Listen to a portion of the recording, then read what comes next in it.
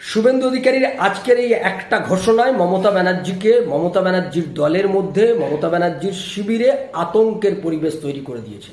আমরা এর আগেও শুভেন্দু অধিকারীর এমন অনেক লড়াই দেখেছি যে লড়াই মমতা ব্যানার্জিকে আতঙ্কিত করেছে। মমতা ব্যানার্জি কার্যত ভয় পেয়ে গেছিলেন। এইরকম বহু লড়াই শুভেন্দু অধিকারী দিয়েছেন এবং মমতা ব্যানার্জিকে প্রত্যেক দিন পশ্চিমবাংলার বিধানসভার অভ্যন্তরে বিধানসভার বাইরে তাকে নাস্তানাবুদ করে। এবার আজকে শুভেন্দু অধিকারী যে বড় ঘোষণা করলেন, সেই ঘোষণার পর মমতা ব্যানার্জির শিবিরে মারাত্মক তৎপরতা শুরু হয়েছে। কিভাবে সেটাকে আটকানো যায়, কিভাবে শুভেন্দু অধিকারীকে আটকানো যাবে, তার পরিকল্পনা আজকে চটজলদি মমতা ব্যানার্জি করতে চাইছেন। কি সেই ঘোষণা, আসুন আমরা শুনে নিই।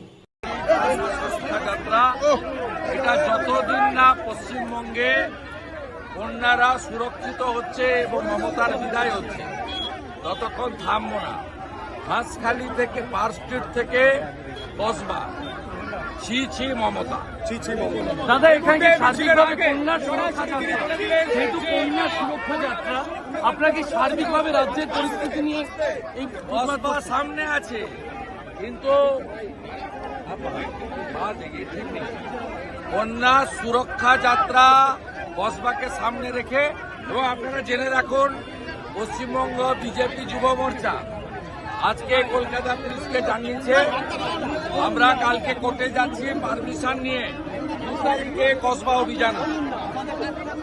আমরা পারমিশন যদি পাই, আমরা আশা করি কোর্ট বিবেচনা করবে। 2 তারিখে বিকেল 3টের সময় কসবা অভিযান করছে যুব মোর্চা।